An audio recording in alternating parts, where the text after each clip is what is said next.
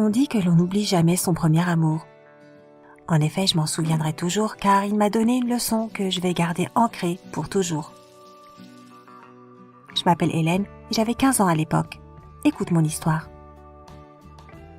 J'étais encore à l'école quand toutes mes amies ont soudainement commencé à se trouver des petits copains, du même âge ou un peu plus âgés. Je les enviais évidemment.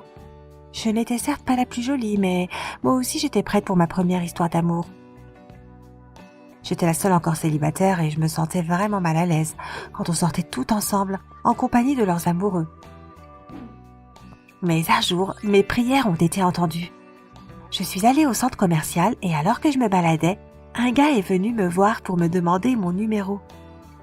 On a bavardé un petit moment, il était très attirant et semblait être une personne plutôt intéressante.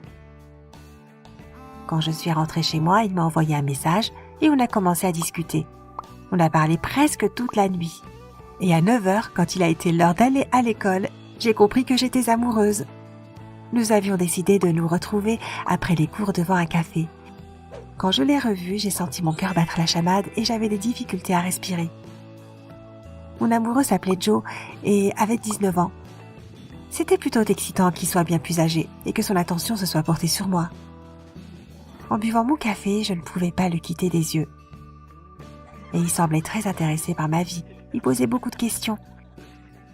Il a pris ma main et j'ai ressenti de l'électricité dans mes doigts. À la fin de notre rendez-vous, oui, c'était un vrai rendez-vous. Il m'a embrassée. Purée, j'étais la fille la plus heureuse de l'univers. J'ai fait un selfie avec lui pour avoir une preuve matérielle que tout cela n'était pas un rêve. Le lendemain, je n'ai pas pu garder ça pour moi. Je suis allée à l'école, j'ai tout raconté à mes amies et je leur ai montré le selfie. Elles ont souri avec incrédulité et m'ont demandé si j'étais sûre que Joe n'était pas trop vieux pour moi. Je les ignorais, la jalousie féminine est tellement pathétique. En attendant, il m'envoyait des textos tout le temps. Quand j'étais en cours et que je ne pouvais pas répondre de suite, il m'envoyait des messages énervés car je mettais trop de temps. Oh, c'est trop mignon, je me disais qu'il était vraiment attaché à moi. Quand je suis rentrée, je me suis vantée à ma mère d'avoir trouvé un petit ami. Je lui ai raconté comment il était. Maman a froncé les sourcils, a regardé le selfie et à nouveau froncé les sourcils. Je désapprouve, elle a dit. Il est trop vieux pour toi et tu vas avoir des problèmes avec lui. Je l'ai ignoré et maman n'a pas insisté. Elle m'avait toujours laissé beaucoup de liberté. C'est ainsi que mon histoire d'amour a commencé sans l'approbation de personne.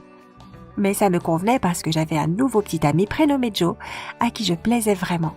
Il n'arrêtait pas de m'envoyer des messages et on se voyait presque tous les jours. Par contre, il refusait de rencontrer mes amis et me disait qu'il ne voulait pas que je rencontre les siens. J'ai accepté car je trouvais que garder notre relation en partie secrète était très romantique. Parfois, il devenait un peu trop pressant avec moi. Hormis le fait que j'étais censée répondre à ses messages immédiatement, il m'obligeait toujours à le voir quand lui le voulait, même si ça ne me convenait pas. Cela arrivait assez souvent et cela commençait à me rendre un peu nerveuse. Je n'aimais pas non plus la façon dont parfois, quand il me ramenait chez moi le soir, il devenait un peu trop tactile à mon goût. J'étais tellement amoureuse que j'acceptais même si ça me mettait mal à l'aise. Mais je l'aimais tellement, il était tellement beau et intelligent. C'était vraiment le meilleur petit ami. Mais un jour, j'ai ouvert les yeux. On devait se retrouver à 18h près du centre commercial, mais je suis arrivée en avance. J'ai vu Joe discuter avec d'autres gars. J'étais trop heureuse qu'il ait enfin décidé de me présenter à ses amis et que je devienne enfin sa petite amie officielle. Je me suis approchée, Joe ne m'avait toujours pas remarqué. Et là, j'ai entendu tout ce qu'il disait. Vous savez, j'ai cette débile de 15 ans qui est vraiment amoureuse de moi. Et elle est persuadée que je suis son âme sœur. Elle est prête à faire tout ce que je veux. Voyez ce que je veux dire. Et ils ont tous éclaté de rire. Je suis restée figée. C'est comme si quelqu'un m'avait mis un grand coup de poing dans le ventre. J'ai d'abord voulu partir, puis la frustration et la colère m'ont envahi. J'ai foncé vers eux et j'ai dit à Joe que c'était un débile pathétique. En gros, ça ressemblait à « Tu te trouves malin d'avoir profité d'une gentille fille comme moi ? Au moins moi, j'ai été sincère tout le temps. Et là, tu te trouves cool avec cette débile de 15 ans qui te crie dessus devant tout le monde. » Puis je suis partie dignement.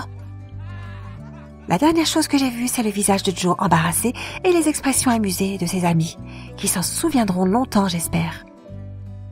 Je suis rentrée chez moi en larmes et j'ai couru dans les bras de ma mère pour qu'elle me soutienne. C'était une femme sage et elle m'a dit que je m'en remettrais et qu'elle espérait que je retiendrais la leçon. Et en effet, c'est le cas. Cette histoire m'a été utile pour toutes les relations suivantes. À partir de ce moment-là, je suis devenue plus attentive à ce que mon partenaire représente réellement et à ce que mes amis et ma famille en pensent. Je suis contente que cet épisode de ma vie ait constitué mes premiers pas vers la maturité.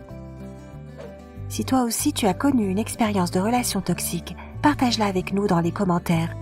Tu peux aussi t'abonner, aimer et partager cette vidéo pour que tout le monde sache qu'il faut être plus attentif quand on débute une nouvelle relation avec une personne qu'on ne connaît pas bien.